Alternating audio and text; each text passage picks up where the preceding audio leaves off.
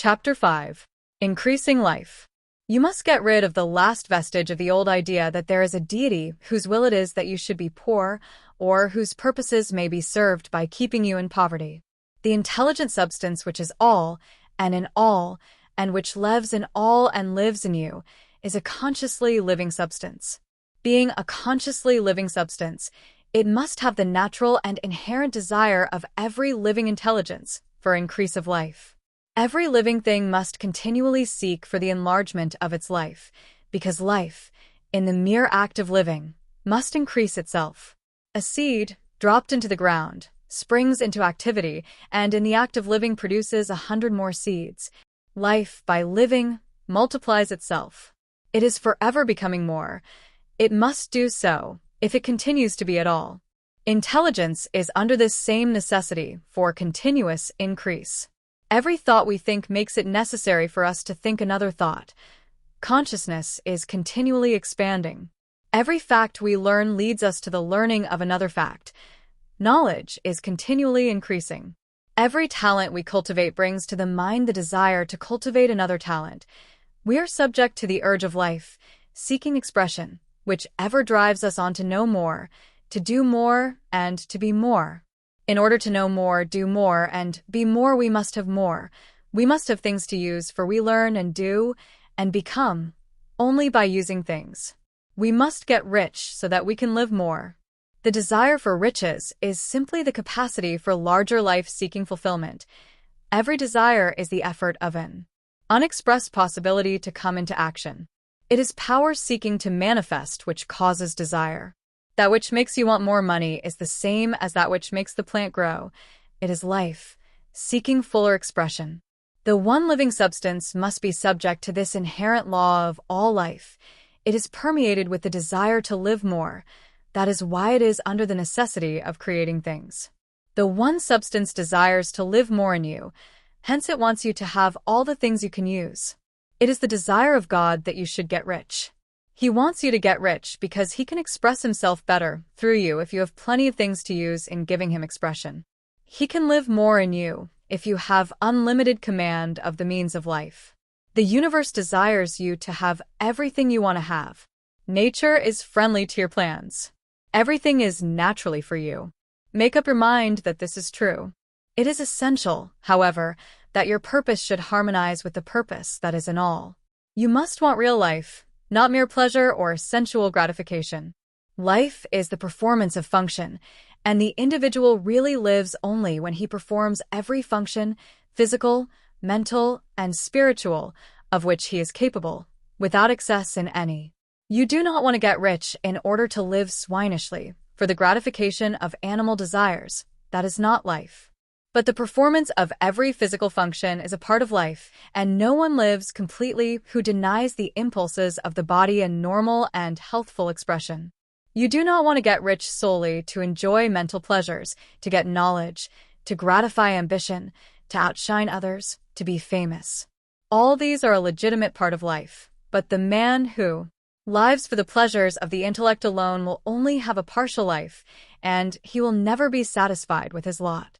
You do not want to get rich solely for the good of others, to lose yourself for the salvation of mankind, to experience the joys of philanthropy and sacrifice.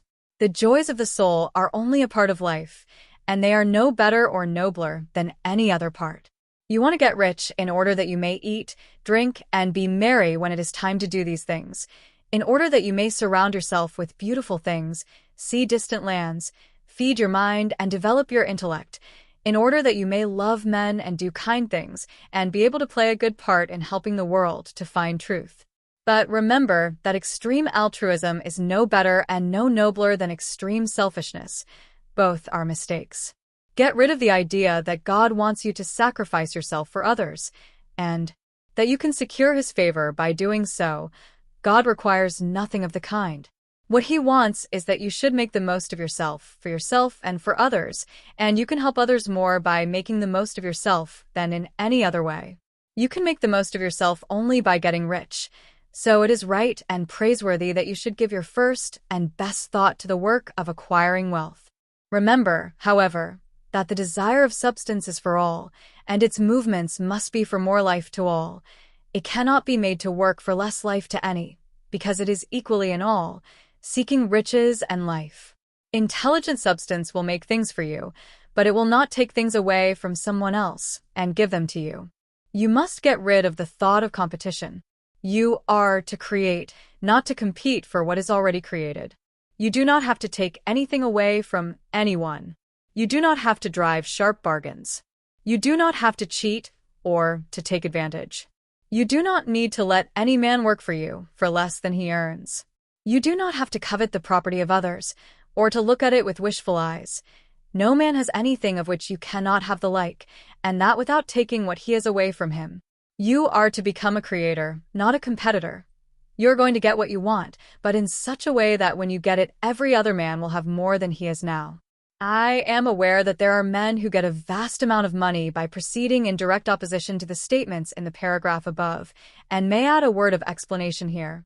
Men of the plutocratic type who become very rich do so sometimes purely by their extraordinary ability on the plane of competition, and sometimes they unconsciously relate themselves to substance in its great purposes and movements for the general racial upbuilding through industrial evolution.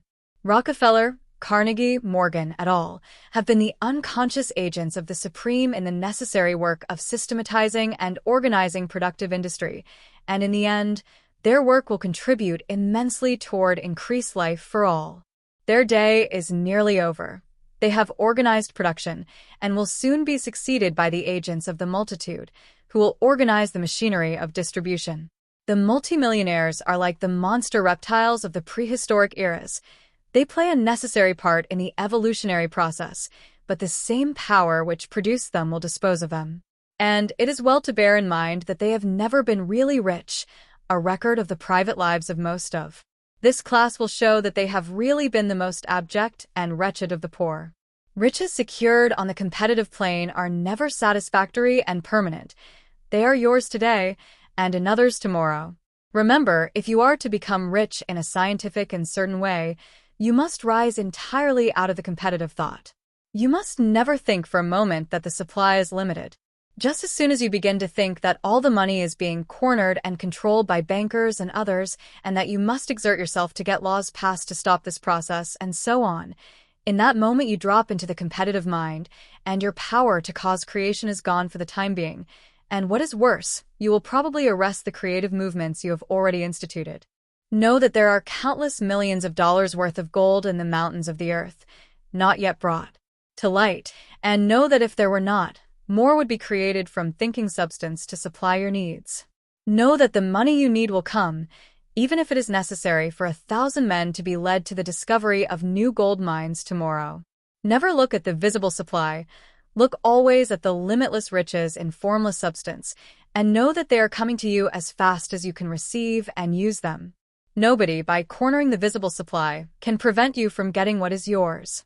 So never allow yourself to think for an instant that all the best building spots will be taken before you get ready to build your house, unless you hurry. Never worry about the trusts and combines, and get anxious for fear they will soon come to own the whole earth. Never get afraid that you will lose what you want because some other person beats you to it. That cannot possibly happen. You are not seeking anything that is possessed by anybody else. You are causing what you want to be created from formless substance, and the supply is without limits. Stick to the formulated statement. There is a thinking stuff from which all things are made, and which, in its original state, permeates, penetrates, and fills the inner spaces of the universe. A thought in this substance produces the thing that is imaged by the thought. Man can form things in his thought, and, by impressing his thought upon formless substance, can cause the thing he thinks about to be created.